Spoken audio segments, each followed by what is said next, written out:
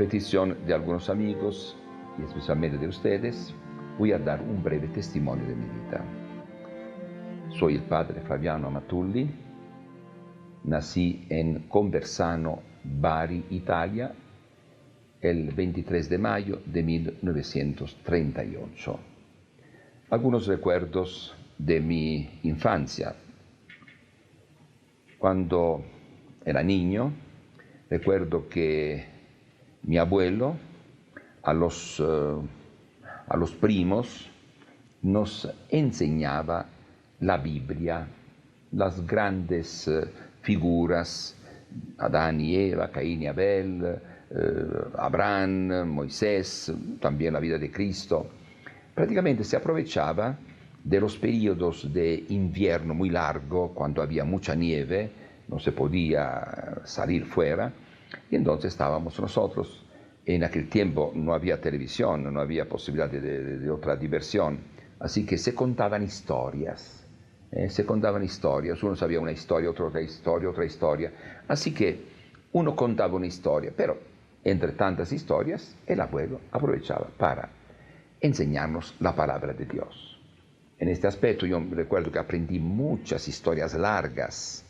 Además, yo pronto empecé a inventar historias. Yo cuando tenía 8, 9 años, 10 años, ya inventaba historias y muchos se acercaban a mí para escuchar. Y según el tiempo que había a disposición, yo contaba alguna historia. Así que, palabra de Dios desde la niñez. Mi abuelo con la Biblia en la mano o la historia sagrada, no recuerdo bien porque yo veía solamente los dibujos y las explicaciones que él daba. Leía alguna frase, leía alguna parte y explicaba. Después recuerdo también que cuando era grandecito, ya cada año en el mes de mayo llevaba a la catedral donde estaba la imagen de la Virgen de la Fuente, así era el nombre de esta imagen, llevaba unos lirios que crecían en el balcón de mi casa. Los llevaba y se veían siempre delante de la imagen estos lirios. También los demás llevaban flores, pero estos se distinguían fácilmente. Bien, también cada martes iba a la iglesia de Santa Rita, un monasterio grandísimo, donde había unas 80, 100 religiosas. Todos los días se oían cantar, música, pero el martes era el día consagrado a la devoción a Santa Rita. Así que todos los martes por la noche íbamos a la iglesia. También siempre a la misa, todos los domingos. Mi papá, de una forma disimulada, nos preguntaba acerca del Evangelio, del sacerdote que había hablado, de manera que me había acostumbrado a esto. También al catecismo, siempre al catecismo. Y fue precisamente la maestra de catecismo que me empezó a hablar de la vocación, que yo no había pensado al principio. Después ella me habló y empecé a pensar. A los 9 años hice la primera comunión entre mis compañeros de escuela. Yo trataba de hacer un poco de apostolado, lo que yo había aprendido en la iglesia, trataba de practicarlo. Decía a mis compañeros que había que confesarse, había que ir a misa, lo que se podía hacer. Después, a los 10 años, tal vez 11 años, no recuerdo, compré mi Biblia. Recuerdo que en la plaza llegaron algunas religiosas, posiblemente las paulinas, ofreciendo las Biblias, a vender las Biblias en la plaza. Así que yo aproveché, pensando que todos los católicos tuvieran la Biblia y yo naturalmente tenía que tener pronto mi Biblia. Y el dinero naturalmente mío. ¿Por qué? Porque nosotros estamos acostumbrados a que el dinero que nos daban cuando había una fiesta todos los domingos, amigos, tíos, abuelos, que nos daban, nosotros poníamos en, ¿cómo se llama aquí? El cochinito, ¿no? La cancilla, la cancilla. Nos ponía allá adentro, ella se dice salvadanaio, que salva el dinero, ¿no? Entonces, la cancilla. Así que cuando uno quería, ahí estaba el dinero, lo sacaba. y a la llavecita sacar y podía comprar. Así que yo compraba eso. Pero otra cosa también, tenía un poco de dinero porque mi abuelo había dado un terrenito, como decir, como 40 metros por 60 metros a mí y a mi tío que tenía 4 o 5 años más que yo. Entonces nosotros trabajábamos allá, sembrábamos cosas para vender y tener nuestro dinero, nuestro negocio. Así que estamos acostumbrados a esto. Así que con mi dinero compré la Biblia y empecé a leer la Biblia, a leer continuamente la Biblia, por aquí, por allá, pensando que todos tuvieran la Biblia. A los 13 años fui al seminario con esta idea de la Biblia, todo el tiempo libre leyendo la Biblia, especialmente San Juan, cosa rara, San Juan me gustaba mucho. Y me estaba aprendiendo de memoria San Juan del capítulo 12 al 17. Pasó el tiempo y me di cuenta que era imposible, digamos, aprenderse toda la Biblia de memoria. Yo pensaba aprenderme toda la Biblia de memoria. Pero cuando pasa 3, 4, 5 meses, todavía sé 4 o 5 capítulos, digo que la cosa ya no se puede ya. Entonces voy a aprender lo más importante, a leer y aprenderme citas, aprenderme pasajes de memoria, leyendo las notas. Y después un día fui a hablar con el rector. Bueno, ¿y por qué los demás no tienen la Biblia? El rector dice, bueno, ¿y tú cómo la conseguiste? ¿O qué? Sí, porque me veía que yo estaba siempre con la Biblia. ¿Y tú cómo hiciste? ¿Cómo? Pues digo, las Paulinas, aquí está la dirección, las Paulinas, en Roma. Ah, bueno, entonces, ¿cómo hacemos? Bueno, si usted quiere, yo hablo con los seminaristas. Si quieren la Biblia, yo sé cuánto cuesta, yo sé cómo se hace.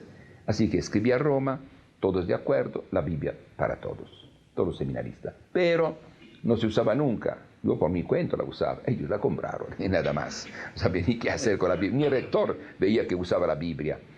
Después, cuando fui al seminario mayor, lo mismo, nadie tenía la Biblia, solamente yo. Fui a filosofía después. Pero ya en el seminario menor, en Conversano Bari, en mi ciudad natal, yo empecé a leer revistas de los misioneros combonianos y recuerdo que un día del mes de noviembre, estando en segundo año, me parece, de latín, de secundaria, ¿no? Tenía posiblemente 14 años. Recuerdo, estando de paseo todos los días, íbamos, después de la comida, íbamos a pasear los seminaristas, íbamos fuera 1 hora, media hora, a veces jugaba fútbol y a veces se iba a pasear, y a veces un día a la semana hasta hacer en un día unos 10, 15 kilómetros, ir a una parte y regresar, una parte lejana. Bien, yo recuerdo precisamente que en estos paseos, mientras iban paseando, recuerdo que el lugar, que ahora no existe este lugar, porque aumentó la ciudad y prácticamente no está la calle, no está, era proprio fuera de la ciudad. Recuerdo el momento en que me vino esta idea clara, yo seré misionero. No, clarito, yo seré misionero. Y se me ocurrió, en el entusiasmo juvenil, que ahora ya no tengo estos entusiasmos, de decirlo a algún amigo. Dice, yo seré misionero, pero así nomás, a uno solo. El domingo, todos los domingos, los papás podían ver a sus hijos en el seminario. Mi papá llega allá enojadísimo. ¿Cómo? ¿Tú quieres ser misionero? Ya sabía mi papá que yo quería ser misionero. Yo sabía que mi papá absolutamente no quería esto. ¿Y por qué mi papá no quería que yo fuera misionero? Bueno, por tantas cosas, pero entre otras cosas, porque en aquel tiempo, estamos en el año del 53, 54, después de la Segunda Guerra Mundial, había todo el problema de China, Mao Zedong que estaba cambiando China, el comunismo estaba invadiendo todo. Había noticias de África, de China, de Asia, que mataban a muchos misioneros, así que eran noticias que se veían se escuchaban por radio, en periódicos. Entonces mi papá, no, misionero, olvídate, no. Yo cuando vi la cosa seria, misionero, no, ¿quién fue? ¿Cómo? No, así que pensó que era un cuento nada más. No, bueno, así pasó el tiempo, yo fui al seminario y pensé, ya no puedo hablar nada de misionero ahora en mi casa, ni a los compañeros, a nadie. Pero interesante que hablé con el rector, él sabía, el director espiritual, que yo quiero ser misionero y todo, sí, eso es. Pero naturalmente mi papá, no hablamos así, nada. Pero interesante, yo fui encargado, delegado, precisamente en el seminario de las misiones. Tú te encargas de buscar la revista, tú te encargas de esto, sí. Otra cosa interesante, estando en el segundo año de latín, realmente en esta línea misionera, una noche, un día, viene el rector del seminario y me dice: Amatul, ven, hoy es la fiesta de San Francisco Javier. No sabía quién es San Francisco Javier. Dice: es el patrón de las misiones. Sí. Bien, tú estudia bien esto. Me dio el breviario, donde estaba escrito algunas palabras, digamos una cosita así chiquita, ¿no? Sobre San Francisco, que nació allá, que hizo así, allá, y fue allá a la India. Me explicaba poquito. Tú, durante la cena, yo voy a tocar, pum, pum, y tú vas a hablar. San Francisco Javier. ¿Le diste? Sí. Yo, desde el seminario menor, tuve esta idea que se me puso bien clara en la mente. Lo que los superiores dicen es bueno, hay que hacerlo. Si uno se equivoca, es culpa de ellos, porque vieron más de la cuenta, se imaginaban que yo hubiera podido hacerlo y no lo pude hacer, ni modo, yo lo hice, sí, estudiar, recordar las citas, digamos, la fecha, cuándo sucedió esto, otra cosa, muy bien. Entonces, nunca se había hecho en seminario esto, nadie lo había hecho, era una cosa nueva totalmente. El rector, pum, así. Ahora, Amatulli va a hablar de San Francisco Javier. Yo me paro. San Francisco Javier nació en, sencillo, 2 minutos, 3 minutos, todos asombrados, que yo con soltura, aplauso al rector, se formó un clima de entusiasmo, tanto que de aquel grupo salieron distintos misioneros, cuando estaba yo, y fue solamente aquel momento en que en mi diócesis, yo fui el primer misionero, podemos decir moderno, el otro había estado, Beato Acquaviva, Rodolfo Acquaviva de Aragona, había sido también él martirizado en Japón con el mártir mexicano, San Felipe de Jesús, la misma época, ¿no? Y desde entonces no se recordaba en mi ciudad un misionero, digamos. Es decir, en los tiempos modernos, misionero fui yo. Así que, pero conmigo también, un pueblo cercano, otro. Hubo 5 o 6 misioneros.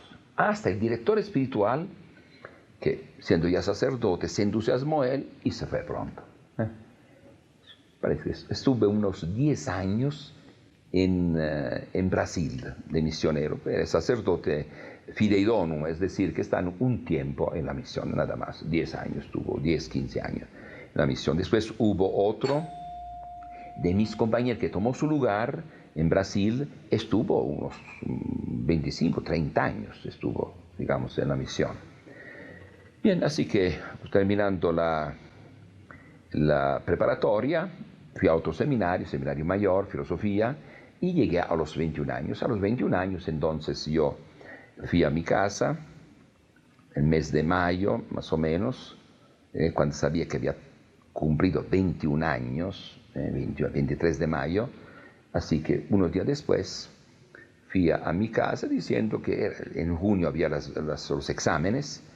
Yo antes fui a mi casa, fui al municipio para hacer los papeles para el pasaporte que exigían, digamos, los misioneros combonianos. Así que fui allá, hice todos los papeles para el pasaporte y regresé al seminario, estuve 4 o 5 días. Dije a mis papás, a todo, que había ido solamente para unos días, digamos, antes de los exámenes. Nos daban unos días de vacaciones. Bien, pero la idea era papeles para el pasaporte. Los misioneros exigían desde un principio llevar todo para tener todo listo. Y unos días después, que estaba ya en el mes de junio todavía, mes de junio, exámenes, mi papá se dio cuenta, no solamente fue, ¿cómo se dio cuenta? que fue encontró en el camino al secretario del municipio y él le dice, beh, ¿qué pasó tu hijo? ¿Dónde va a ir? A ninguna parte dove y resultó que le dijo, no, fíjate, tu hijo vino de allá, pidió todos los papeles, ¿no? De nacimiento, esto, otro. No, mi papá enojadísimo, dice, este quiere ser misionero. Entonces regresó, fue al seminario, empezó una historia larga, llamó a los carabineros inmediatamente. Mi papá era muy, muy legal, según la ley, dice, esto lo mando a la cárcel inmediatamente. No, él quiere desobedecer, es por su cuenta. Naturalmente, tal palo, tal astilla, naturalmente, no sé, ¿no? Así que él piensa mandarme a la cárcel, llamar a la policía y todo. Muy serio, ya los carabineros piden los datos, ¿cómo se llama? ¿Qué cosa quiere hacer esto? No, que quiere ir al extranjero, está loco, está chiflado. A ver, ¿cómo se llama? Maturidad, a ver, ¿cuánto nació? Cosas así. Y parece el mayor de edad. No, es el mayor de edad. Sí, dice, fíjate. ¿Y cuándo mayor de edad? Ya es una semana, hace 15 días, es mayor de edad ya. Entonces mi papá enojadísimo. Tú hiciste a propósito, entonces, tú ya sabías que tú ibas a ser misionero. Tú por eso... Conclusión. Ya no pude regresar a mi casa, naturalmente, era muy serio. No, en mi casa no regreso. No pude. Entonces fui con mi abuela. Bien, mi abuela naturalmente fue con su carro, fue al seminario, y así. Estuve aquellas vacaciones, digamos, en espera, estuve con la abuela, en espera del mes de septiembre, entrar al noviciado de los combonianos, directamente al noviciado.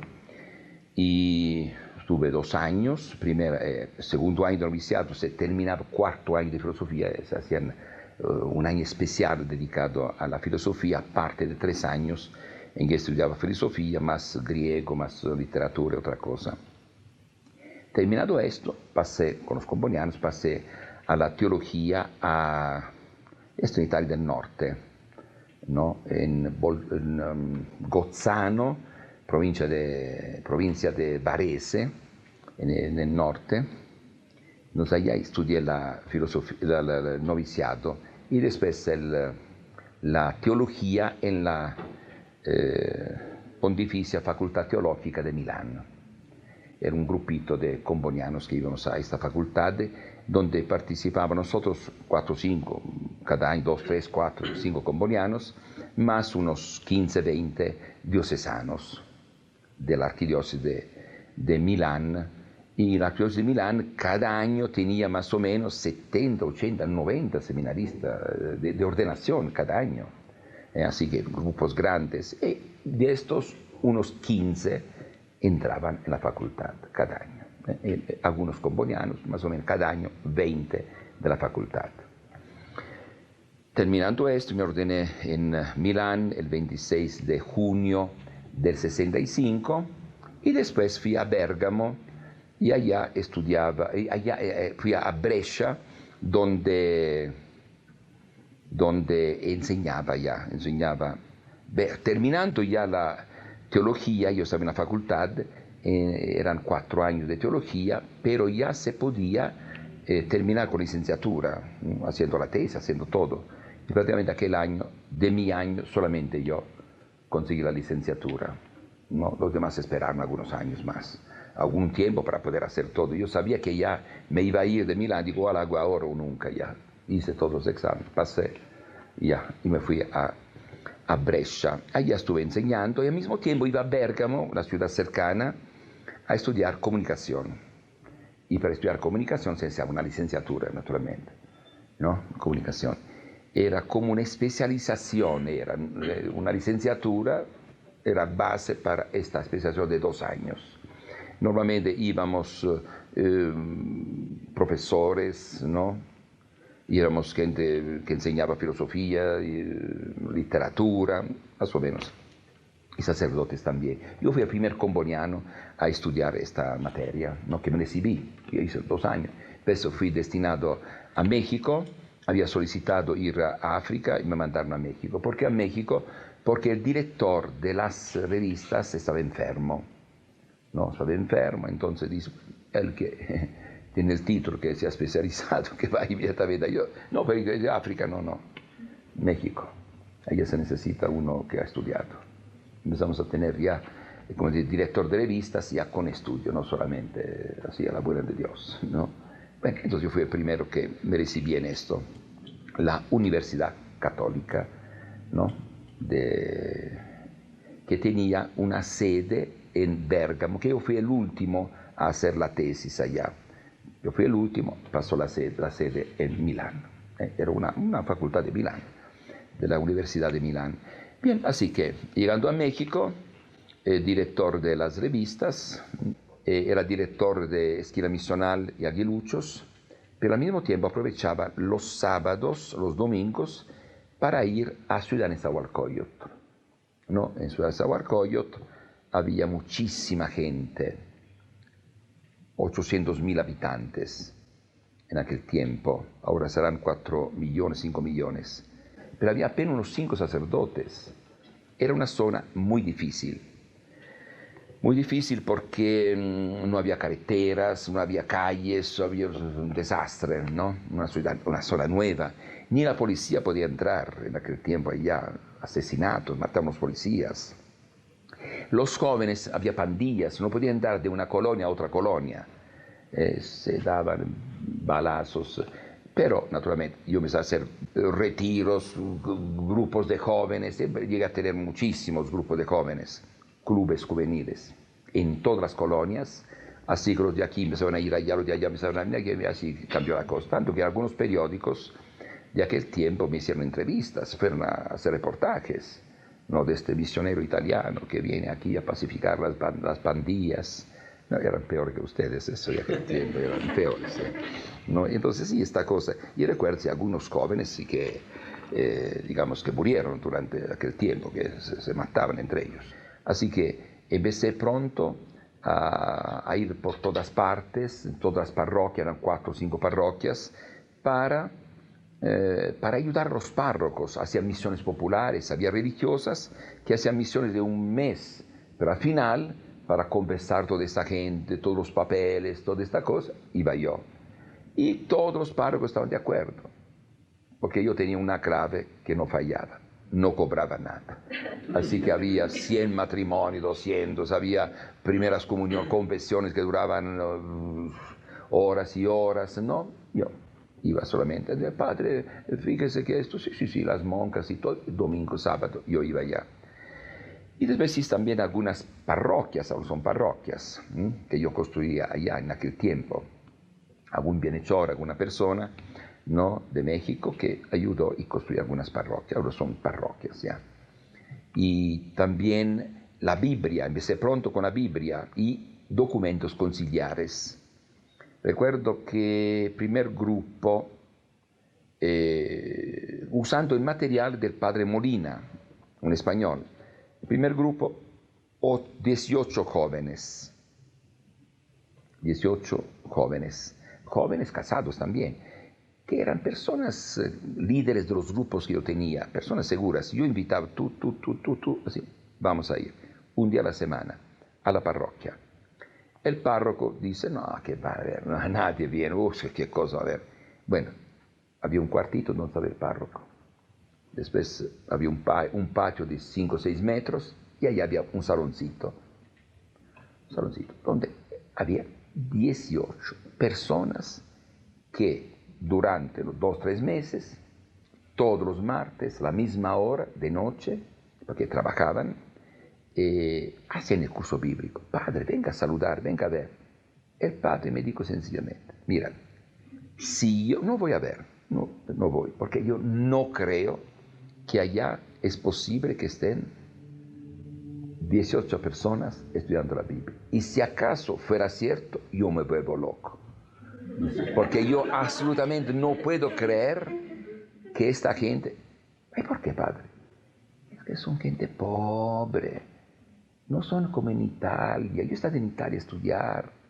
Aquí comen puro maíz, puro frijol. ¿Qué cosa van a estudiar? ¿Qué cosa van a entender? No, padre, pero están allá. Son personas escogidas y todo. No creyó hasta el último momento. No fue a ver, sencillamente. No creía. Después de unos meses, otra vez repetí. Y esto es el mismo curso. Nosotros diríamos ahora curso medio, no era proprio sencillo, era un curso, ¿no?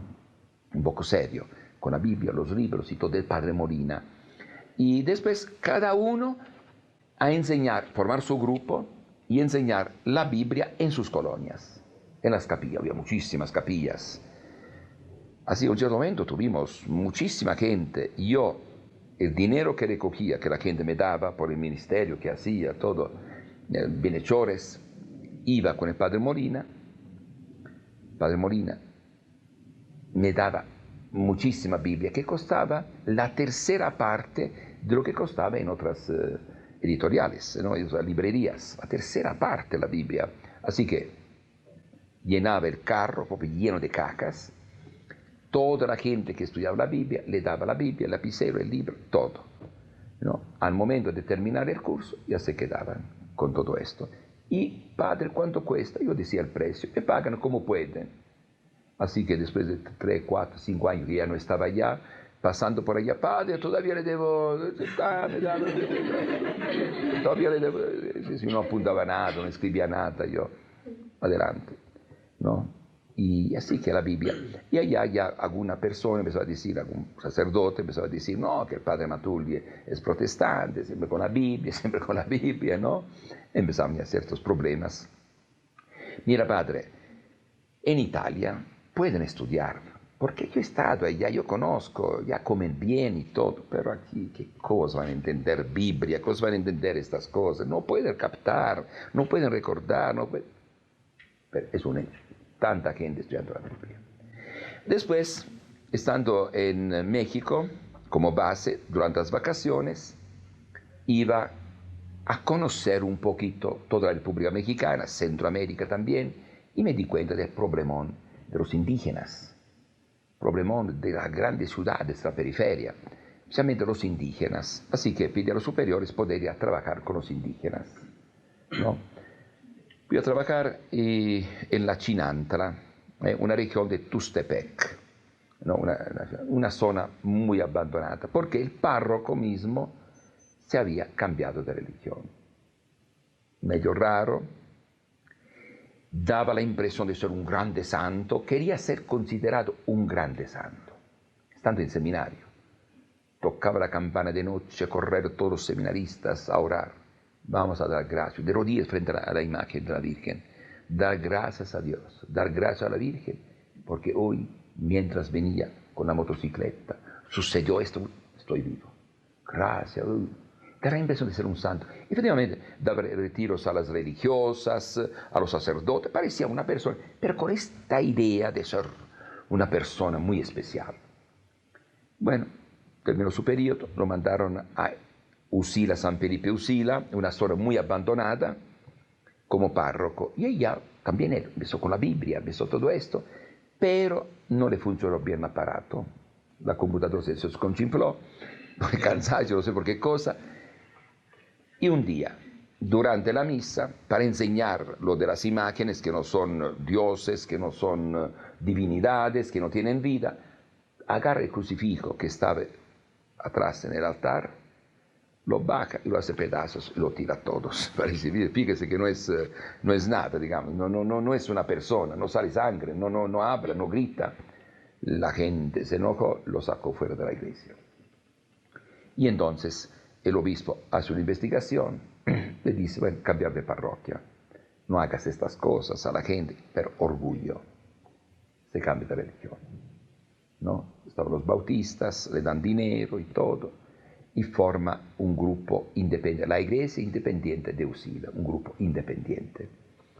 Y así, este sacerdote estaba... Y así que, a un cierto momento, ningún sacerdote quería estar allá, todos tenían miedo, había sido rector del seminario, una persona muy imponente. Entonces, yo, dando la vuelta por Guatemala, en Chiapas, en muchas partes había estado ya.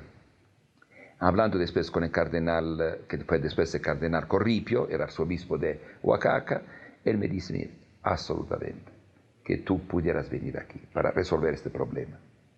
¿No? Dice, bueno, entonces yo acepté, hablé con los superiores y todo, aceptamos. Como permiso especial, un grupo de misioneros, yo voy a ser el primero, pronto otro solicitó, 3 misioneros, y después iban a venir otros, para empezar esta experiencia por un tiempo.